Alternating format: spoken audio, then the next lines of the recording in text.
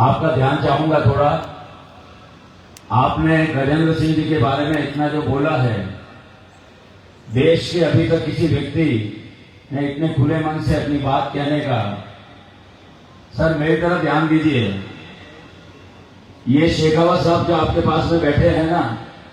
मैंने कहा ना जोधपुर यूनिवर्सिटी के प्रेसिडेंट बनने के बाद में जब जवानी के अंदर इनको जोश आया तो इनको और कुछ में नहीं सूझा। ये सुदूर दौरों में, जैसल के दौरों में जहां पर की इतनी गर्मी पड़ती है, वहां के सैनिकों के लिए अपना जीवन लगा दिया। वर्षों वर्षों तक उन सैनिकों की सेवा की और उसके बाद में सैनिकों की सेवा के माध्यम से भारत के सर्वप्रभुत्व लोकतंत्रात्मक गणराज्य में सेवा करने का संकल्प लेकर के ये आए। इनका स्वभाव सुनिए, इनका स्वभाव हमेशा से ही तू निर्बल और गरीबों का दिनमान बने तो मैं जानूं, छोटे से छोटे व्यक्ति को भी गले लगाते हैं। तो निर्बल और गरीबों का दिनमान बने तो मैं जानूं, अभिशप्त हुए इन मजदूरों का वरदान बने तो मैं जानूं। तुम लाख ताकतवर हो, तुम लाख ताकतवर हो, लेकिन भगवान नहीं बन सकते हो।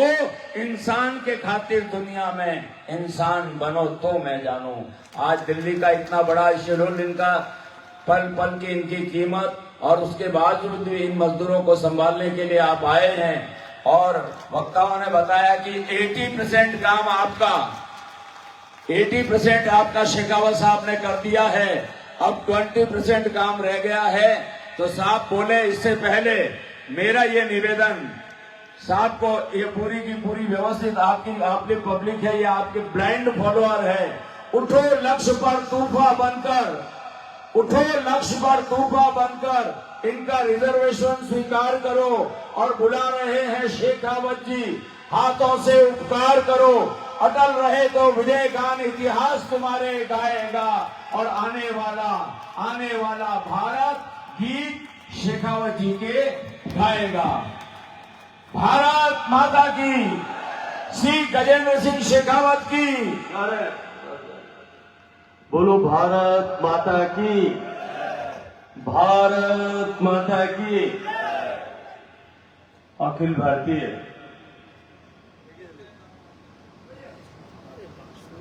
रेल मालगोदाम मजदूर संघ के आज इस राष्ट्रीय कार्यक्रम में मंच पर उपस्थित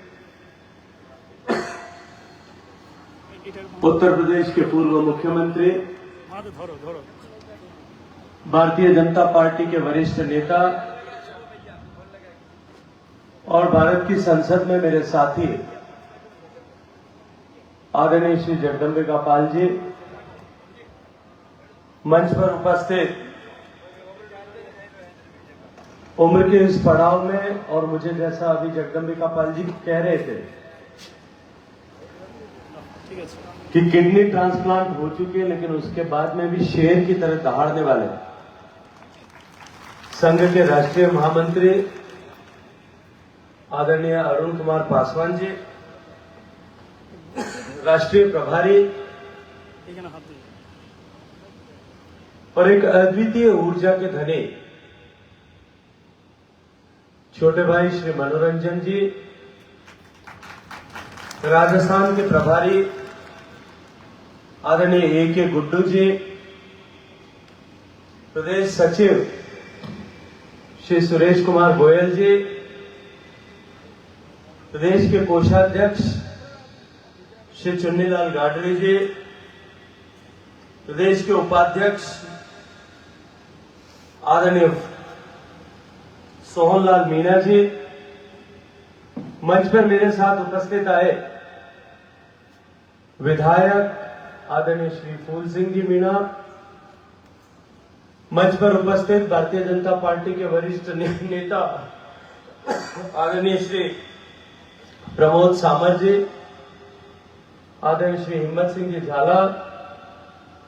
मंच पर उपस्थित भारतीय जनता पार्टी के जिलाध्यक्ष आदरणीय रविंद्र श्रीमाली जी, बीआरएमजीएसएस के सचिव संयुक्त सचिव श्री गणपत दास जी, मंच पर उपस्थित संघ के विभिन्न प्रांतों के आए हुए माननीय अध्यक्षगण और पूरे भारत के हर एक कोने से आए हुए मेरे सारे मजदूर साथियों, मैं राजस्थान का प्रतिनिधि होने के नाते आप सबका हृदय पूर्वक राजस्थान की इस धरती पर, झीलों की इस नगरी में, ऐतिहासिक नगरी में आप सबका स्वागत करता हूं, आप सबका अभिनंदन करता हूं। आप सब लोग दूर दराज क्षेत्र से, देश भर से एक संगठन का संदेश लेकर के यहां उपस्थित हुए। मित्रों, जब हम संसद में बैठते हैं, माननीय जगदम्बिका पाल जी, हम सब लोग इस बात को अनुभव करते हैं कि भारत की संसद वो जगह है जहां दर्शक दीर्घा में बैठ करके अगर कोई व्यक्ति देखे तो उसको एक मिनी इंडिया का स्वरूप दिखाई देता है। अलग अलग बोली, अलग अलग भाषा, अलग अलग पहनावा, अलग अलग संस्कृति, सबका सम्मिश्रण, अनेकता में एकता का स्वरूप भारत जो है वो मिनी भारत, मिनी इंडिया वहां संसद में दिखाई देता है। लेकिन आज जब मैं आदरणीय अरुण पासवान साहब के आह्वान पर भारतीय रेल मालगोदाम श्रमिक संघ के इस कार्यक्रम में उदयपुर में उपस्थित हुआ हूं, मुझे ठीक उसी तरह से संसद के जैसे एक पूरे भारत के परिवार का चित्र यहां अपने सामने, आंखों के सामने दिखाई दे रहा है। सुदूर दक्षिण से लेकर के उत्तर पूर्वी भारत के विभिन्न कोनों से आए हुए लोगों ने अभी मंच पर हम सब का स्वागत किया है। आप सब लोग मेरे प्रदेश में, मेरे क्षेत्र में आए, मैं एक बार फिर हृदय पूर्वक आपका स्वागत करता हूं, आप सबका अभिनंदन करता हूं। मित्रों, देश में 1853 में जब रेल की शुरुआत हुई थी, कच्चे जूट की सप्लाई, कोयले के ट्रांसपोर्टेशन और टेक्सटाइल की मिल्स को कच्चे माल की आपूर्ति और बाद में उनके बनाए हुए कपड़े का देश भर में ट्रांसपोर्ट करने के लिए रेल में माल के परिवहन की प्रक्रिया प्रारंभ हुई थी। सामान्यतः हम सब इस बात पर विचार करते हुए इस बात को स्मरण करते हैं कि देश की स्वतंत्रता का संग्राम जो 1857 की क्रांति के साथ में हुआ था, जिसका सूत्रपात हुआ था, लेकिन देश के रेल के मालगोदाम के मजदूरों ने उससे पहले ही विद्रोह करके स्वतंत्रता की इस क्रांति का सूत्रपात अपने सिरे पर, अपने स्तर पर प्रारंभ कर दिया है। और तब से लेकर के आज आजादी के 75 साल बीत जाने के बाद में भी मेरे रेल का मजदूर, रेल के मालगोदाम में काम करने वाला श्रमिक, इतनी पीढ़ियां बीत जाने के बाद में भी निरंतर रेल के माध्यम से रेल के माल को अपने पुरुषार्थ के बल पर ढो करके इस देश के निर्माण में एक अत्यंत महत्वपूर्ण भूमिका का निर्वहन कर रहा है। मित्रों, आज मैं संघ के कार्यक्रम में जब आप सब लोगों के बीच में उपस्थित आया हूं, और जैसा अभी मनोरंजन जी ने अपनी बात करते हुए कहा था कि आप सबकी, आपसे पहली पीढ़ी के श्रमिकों की पीड़ाओं से व्यथित होकर के जिस तरह से निरंतर उनका शोषण हो रहा था, जिन प्रतिकूल परिस्थितियों में उनको अपने काम का निष्पादन करना होता था, उन सब से व्यथित और पीड़ित होकर के एक अकेले व्यक्ति अरुण कुमार पासवान जी ने जब संघर्ष प्रारंभ किया था और इस संघर्ष का निर्माण किया, तब से लेकर के अब तक 25 साल इस संगठन को काम करते हुए हुए। एक व्यक्ति के जीवन में 25 साल का कालखंड निश्चित रूप से बहुत लंबा कालखंड होता है, क्योंकि जिस तरह की पौराणिक कल्पना हमारे यहां ऋषियों मनीषियों ने की है और जीवन के जिन 4 आयामों की संकल्पना की थी, उसमें से हर एक आयाम 25 साल पूरे होने पर लगभग समाप्त हो जाता। और वो जीवन के एक नए काल में प्रवेश करता है। लेकिन एक संगठन के जीवन में 25 साल का कालखंड, और वो भी एक ऐसा संगठन जो 1853 से जिस क्षेत्र में लोग काम कर रहे हो उनका संगठन हो, और जिसमें अनवरत नए लोग, नई ऊर्जा, नई शक्ति, जिसमें नई पीढ़ी अनवरत आती रहे, उसमें शायद 25 साल का कालखंड उतना रेलेवेंट नहीं हो सकता जितना किसी एक व्यक्ति की उम्र में होता है। लेकिन फिर भी किसी एक संगठन के साथ में, एक संगठन के रूप में हजारों हजार लोगों को देश भर में एकत्रित करके, या लाखों लोगों को देश भर में एक साथ एकत्रित करके 25 साल तक अनवरत उनको एक परिवार की तरह संजोते हुए, उनके हितों के लिए संघर्ष करते हुए कोई व्यक्ति अगर अपना पूरा जीवन खपा दे तो निश्चित रूप से उसका अभिनंदन, उसकी प्रशंसा, उसका वंदन निश्चित रूप से किया जाना चाहिए। मैं आज इस अवसर पर, जब मैं रेलवे के मालगोदाम में काम करने वाले उन श्रमिकों के बीच में खड़ा हूं, मैं आप सब की तरफ से मेरी धरती पर आदरणीय अरुण कुमार पासवान जी का हृदयपूर्वक अभिनंदन करता हूं, इनका अभिवादन करता हूं। मित्रों, भारत आजादी के पहले से लेकर के विशेष रूप से आजादी के बाद में 75 वसंत पूरे करके आज इस मुकाम पर आकर के खड़ा हुआ है। आजादी के उस लंबे संघर्ष में, जो लगभग 200 साल का हमारी कालखंड था, अनेक लोगों ने देश की आजादी के लिए अपने आप को कुर्बान किया, बलिदान किया। हजारों हजार लोगों ने अपना सर्वस्व समर्पण किया, हंसते हंसते फांसी के फंदों पर झूल जाना स्वीकार किया। गरीब मजदूरों से लेकर के पढ़े लिखे लोगों तक ने सीने पर गोली खाना स्वीकार किया, कोड़ों की मार सहना स्वीकार किया, बर्फ की शिलाओं पर लेटना स्वीकार किया, जेलों में यातनाएं सहना स्वीकार किया। तब जाकर के देश आजाद हुआ। और आजादी के इस 75 साल बाद में जैसे देश एक लंबी यात्रा पूरी कर चुका है, तो निश्चित रूप से हम सब लोगों के पास में यह आकलन करने का, यह विचार करने का अवसर अवश्य ही है कि जिस लक्ष्य को लेकर, जिस भाव को लेकर के, जिस विचार और सोच को लेकर के आजादी के इस युद्ध में अनेक लोगों ने अपना सर्वस्व समर्पण किया था, अपना जीवन खपाया होगा, अपना जवानी खपा दी होगी, क्या हम उनके सपनों का भारत बना पाए थे? तो निश्चित रूप से हमको कहीं न कहीं मन में किसी न किसी तीर की टीस अवश्य देखने को मिलती है, सबके हृदय में उपजती है। लेकिन जब अब इसी परिप्रेक्ष्य में पिछले 9 साल में, 9.5 साल में माननीय नरेंद्र मोदी जी के नेतृत्व में जिस तरह से देश के हर एक वर्ग की चिंता और विचार करते हुए देश के गांव, गरीब, शोषित, पीड़ित, वंचित, दलित, मजदूर, इन सब के जीवन में परिवर्तन के लक्ष्य को लेकर के काम करने वाली सरकार और उसके किए गए कामों के प्रभाव और परिणाम के दृष्टिकोण से देखते हैं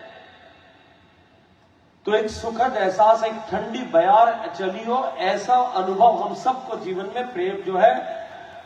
आता है। पिछले 9.5 साल में देश के मजदूरों के जीवन में परिवर्तन लाने के संकल्प को लेकर के,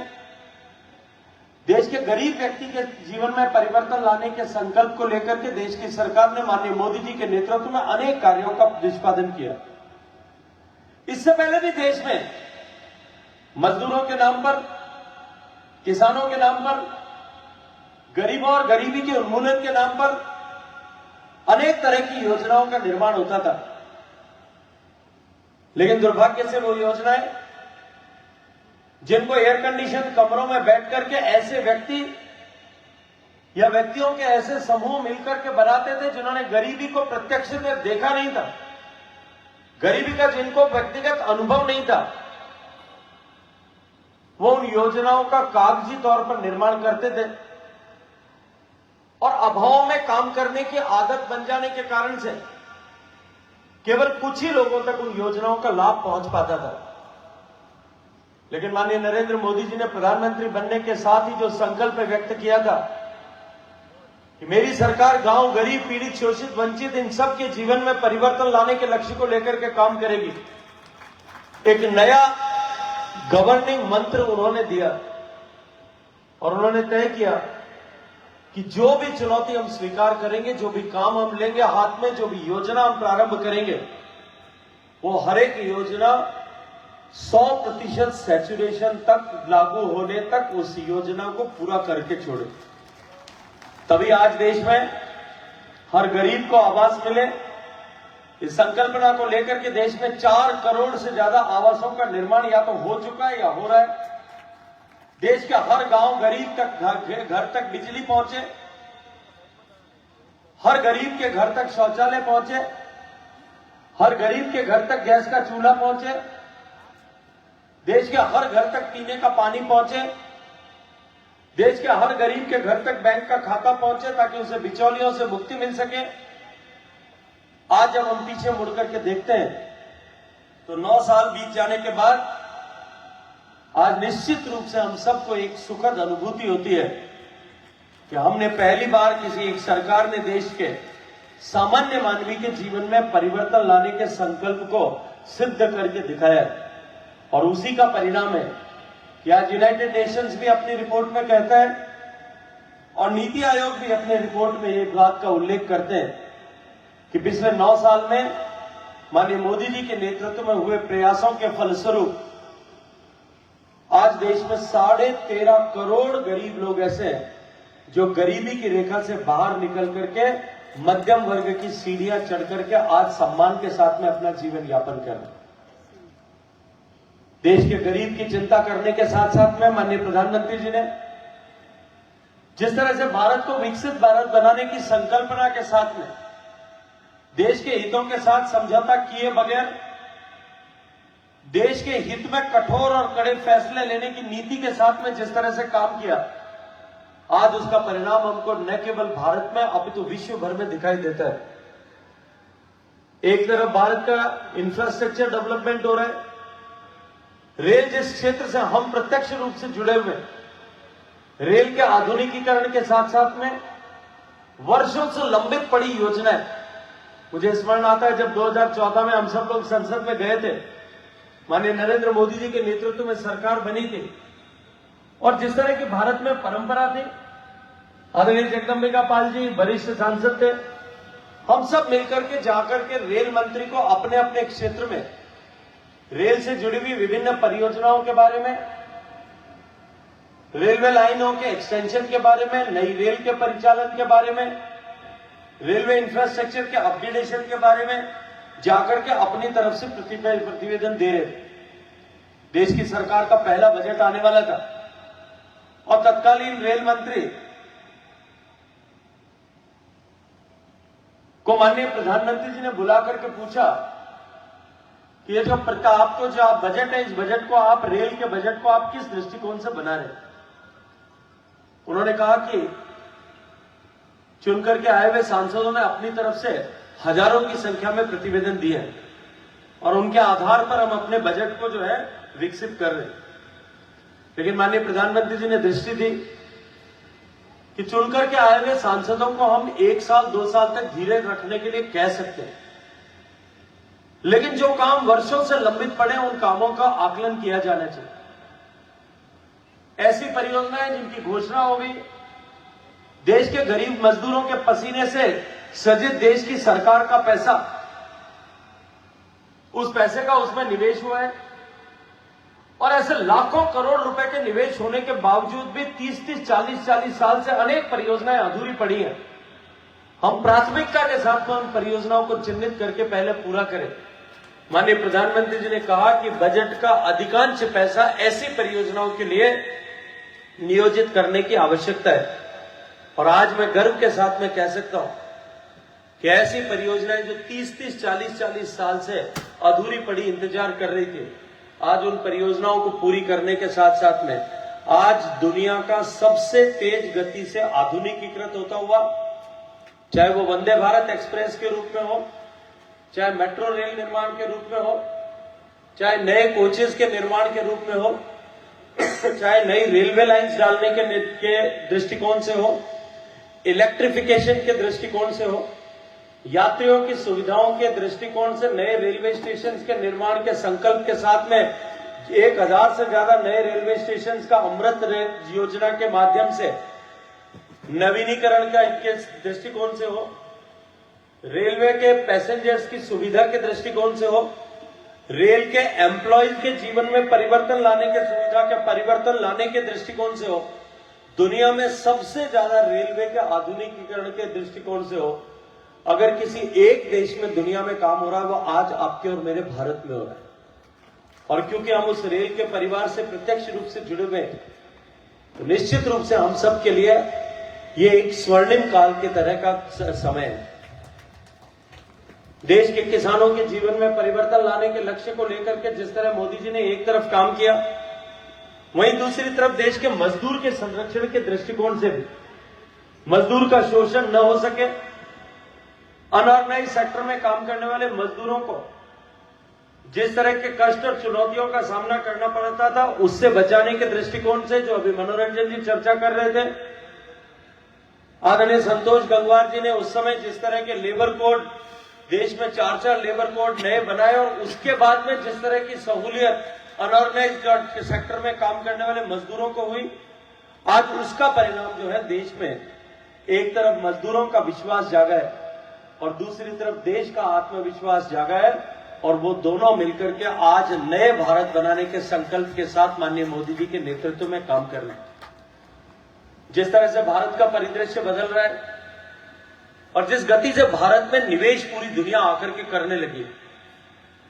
आज पूरी दुनिया इस बात को स्वीकार करने लगी है कि भारत आने वाले समय में,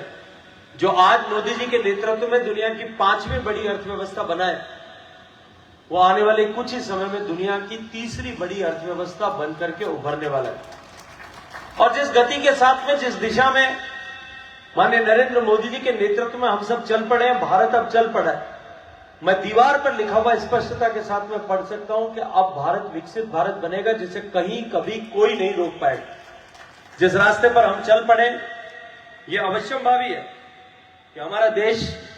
आने वाले समय में जिस अपेक्षा को लेकर के आजादी की लड़ाई में लोगों ने अपना बलिदान और योगदान किया था, उनकी अपेक्षा को पूरा करते हुए विकसित भारत बनने वाला है।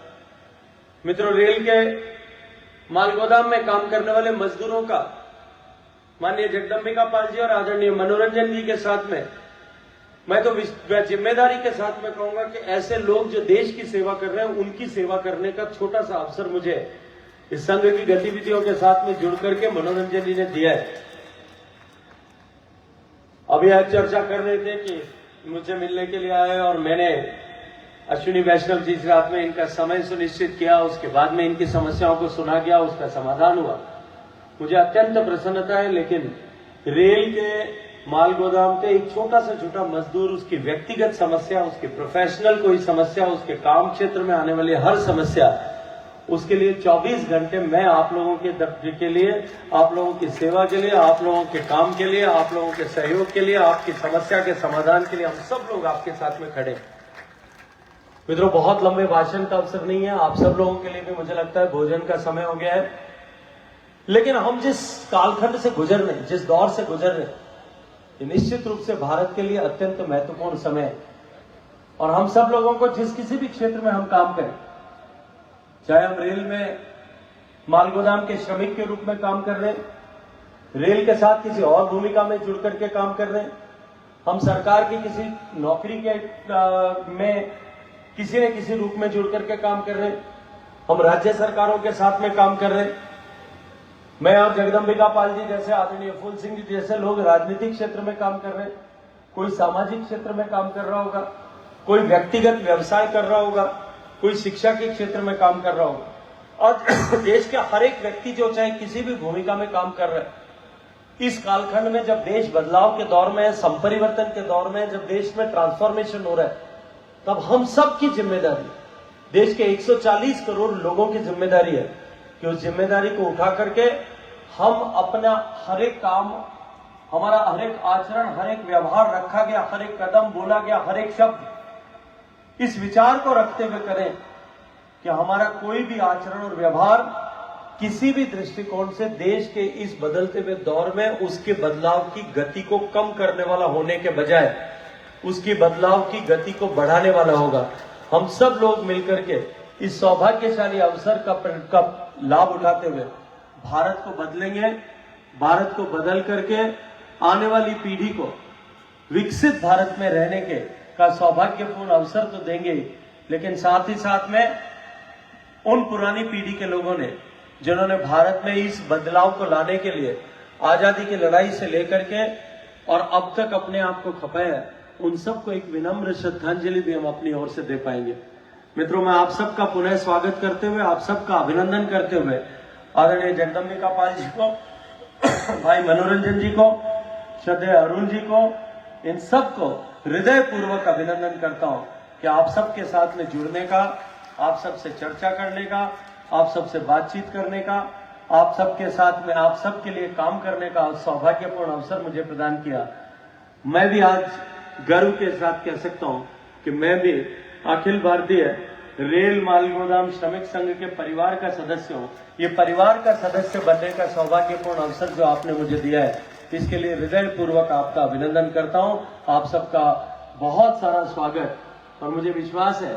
ये मेवाड़ के लोग, जो मेरे राजस्थान के लोग इस कार्यक्रम को यहाँ आयोजित करने में मेजबान की भूमिका निभा रहे, ये सब लोग, क्योंकि राजस्थान की अतिथि संस्कार की परंपरा जो है पूरे विश्व भर में प्रसिद्ध है। यहाँ की मान मनोहार, यहाँ के भोजन, यहाँ की संस्कृति पूरे देश में, पूरे विश्व में एक विशिष्ट पहचान रखती है। आप सब लोगों का सुंदर आतिथ्य सत्कार ये सब लोग करेंगे, आप लोगों की हर जरूरत आवश्यकता का ध्यान भी कर रखेंगे। लेकिन इतने सारे लोग, इतना बड़ा परिवार एक साथ एकत्रित हुआ है, हजारों की संख्या में आप सब लोग आए हैं, बहुत सारे लोग अभी मार्ग में हैं, पहुंचने वाले हैं। आप सब लोगों के यहाँ इस प्रवास के समय में कहीं कोई छोटी मोटी असुविधा भी रही हो, तो मैं परिवार का सदस्य और आप सब लोगों का एक प्रतिनिधि होने के नाते आप सबके उसके लिए क्षमा प्रार्थना करता हूँ। आप सबको बहुत सारी शुभकामनाएं। हम सब मिलकर के इस देश को विकसित भारत बनाएंगे, इस संकल्प के साथ में बोलिए भारत माता की।